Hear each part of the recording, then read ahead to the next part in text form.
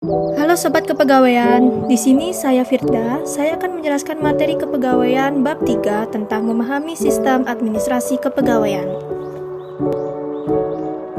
Dalam mengenal merit system, terdapat 3 hal yang perlu kita ketahui. Yang pertama ada konsep sistem merit, yang kedua kriteria sistem merit, dan yang ketiga sistem merit sebagai awal reformasi birokrasi.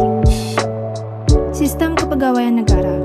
Sistem kepegawaian memiliki arti yang lebih luas. Sistem kepegawaian juga mengatur tentang pengangkatan pegawai dan juga pengaturan sumber daya pegawai yang meliputi perencanaan, pembinaan, karir, pengendalian, dan lain sebagainya. Secara umum, ada beberapa sistem kepegawaian negara menurut Eng-Cheng 2014. Pertama, integrated system. Integrated system atau sistem yang terintegrasi merupakan sistem kepegawaian yang tersentralisasi, dilakukan oleh pemerintahan pusat. Yang kedua ada separated system. Separated system atau sistem yang terpisah merupakan sistem kepegawaian yang seluruh kegiatan administrasi kepegawaiannya dilakukan oleh pemerintahan daerah. Yang ketiga ada unified system. Unified system atau sistem kesatuan merupakan suatu sistem kepegawaian ketika manajemen kepegawaian dilakukan oleh suatu lembaga di tingkat nasional yang khusus dibentuk untuk keperluan itu. Di Indonesia, kita mengenal ada berbagai macam aparatur negara. Berikut ini penjelasan mengenai 5 macam aparatur negara yang ada di Indonesia. Yang pertama, ada pegawai negeri sipil. Dalam Undang-Undang Nomor 5 Tahun 2014 tentang Aparatur Sipil Negara, pegawai aparatur sipil negara adalah pegawai negeri sipil dan pegawai pemerintah dengan perjanjian kerja yang diangkat oleh pejabat pembina kepegawaian dan diserahi tugas dalam suatu jabatan pemerintahan atau diserahi tugas negara lainnya dan digaji berdasarkan peraturan perundang-undang. Yang kedua, ada anggota Tentara Nasional Indonesia atau TNI. Dalam Undang-Undang Nomor 34 Tahun 2004 tentang Tentara Nasional Indonesia, prajurit adalah warga negara Indonesia yang memenuhi persyaratan yang ditentukan dalam peraturan perundang-undangan dan diangkat oleh pejabat yang berwenang untuk mengabdikan diri dalam dinas keprajuritan. Yang ketiga ada anggota Kepolisian Negara Republik Indonesia. Kepolisian Negara Republik Indonesia merupakan alat negara yang berperan dalam memelihara keamanan dan ketertiban masyarakat, menegakkan hukum, serta memberikan perlindungan, pengayoman, dan pelayanan kepada masyarakat dalam rangka pemeliharaan keamanan dalam negeri.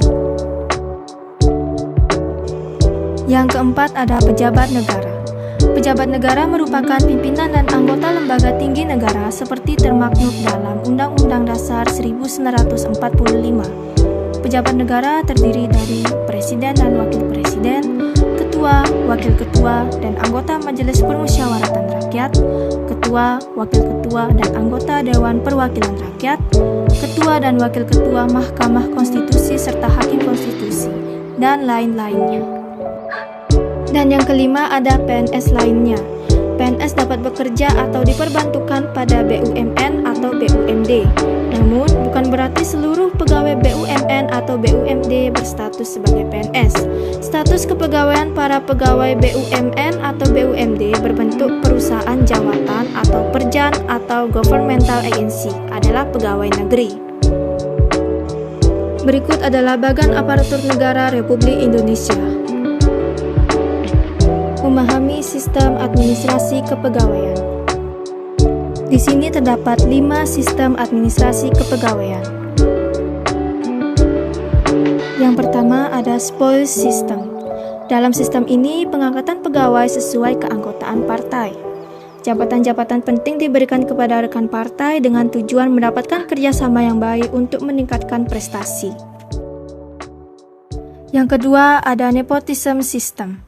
Pengangkatan pegawai dalam sistem ini didasarkan atas hubungan kerabat, keluarga, atau saudara. Sistem ini hampir mirip dengan sistem spoils. Manfaat dari sistem ini hanya sebatas perolehan kerjasama yang baik sebab diisi oleh orang-orang yang sudah saling mengenal. Yang ketiga ada patronage system. Dalam sistem ini, pengangkatan pegawai didasarkan atas keinginan untuk membantu orang tersebut. Cara yang dilakukan untuk membantu orang yang akan mengisi jabatan tersebut dapat didasarkan atas hubungan politik atau hubungan keluarga. Yang keempat ada merit system. Pengangkatan pegawai dalam sistem ini didasarkan atas kemampuan atau kecakapan personal orang yang mengisi. Sistem ini menganggap bahwa jika jabatan tertentu diisi oleh orang-orang yang cakap dalam hal kapasitas dan kapabilitasnya, maka akan berakibat secara langsung pada kemajuan negara.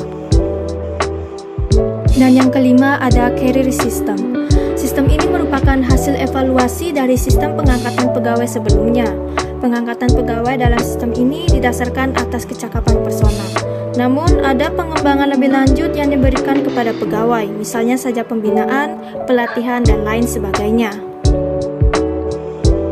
Mengenal merit system. Dalam mengenal merit system, terdapat 3 hal yang perlu kita ketahui. Yang pertama ada konsep sistem merit, yang kedua kriteria sistem merit, dan yang ketiga sistem merit sebagai awal reformasi birokrasi. Konsep sistem merit. Dalam Undang-Undang Nomor 5 Tahun 2014 tentang Aparatur Sipil Negara, sudah ditetapkan bahwa proses kepegawaian Indonesia akan menggunakan sistem merit.